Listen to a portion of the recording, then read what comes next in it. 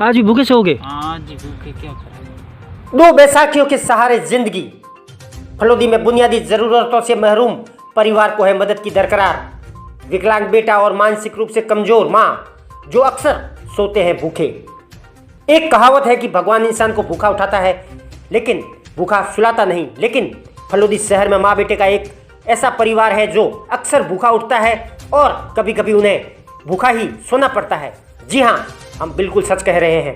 हम बात कर रहे हैं फलोदी जिला मुख्यालय के हाउसिंग बोर्ड क्षेत्र के सामने स्थित जंगल में निवास करने वाले एक माँ बेटे के परिवार की, जो एक छोटे से झोंपड़े में निवास करता है।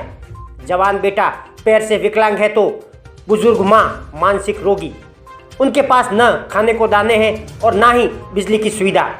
टेलीफोन या एंड्रॉइड मोबाइल की सोच भी उनसे कोसों दूर है।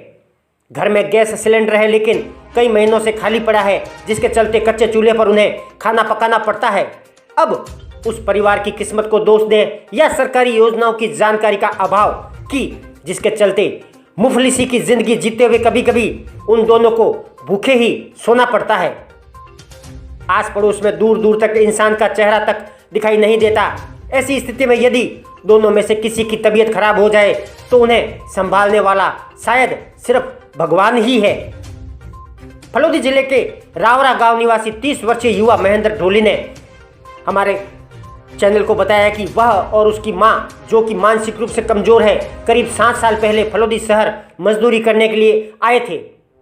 शहर के हाउसिंग बोर्ड क्षेत्र के सामने एक शून्य जंगल में उन्होंने अपना बसेरा झोंपड़ा बना लिया और वह खुद हाइड्रो मशीन पर मजदूरी करने लगा। लेकिन करीब 4 माह पूर्व तेज गति से चलते एक वाहन ने उसकी मोटरसाइकिल को टक्कर मार दी, जिसके चलते उसका पैर काटना पड़ा और वह विकलांग हो गया। वाहन चालक तो वहां से फरार हो गया, लेकिन अपाहिज होने के चलते उसका काम धंधा भी छूट गया। 5वीं तक पढ़ा लिखा होने के चलते उसे और कोई काम आता भी नहीं। उसने बताया कि उसकी बुजुर्ग माँ, जो कि मानसिक रूप से कमजोर है, कभी कभी कम ठेक पे काम पर जाती है, जिसके चलते थोड़े बहुत पैसों का इंतजाम हो जाता है, लेकिन अक्सर उन्हें भूखा ही सोना पड़ता है।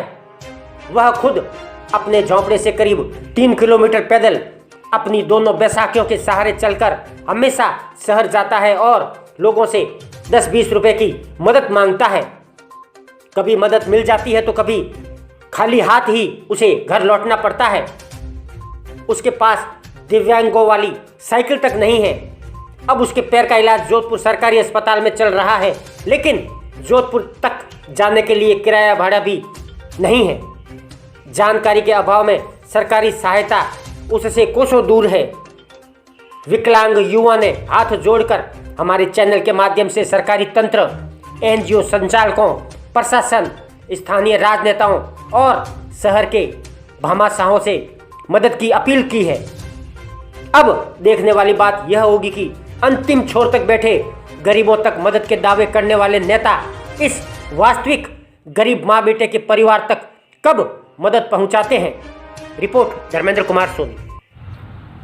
क्या नाम है आपका? महेंद्र है सर। क्या काम करते हो अभी?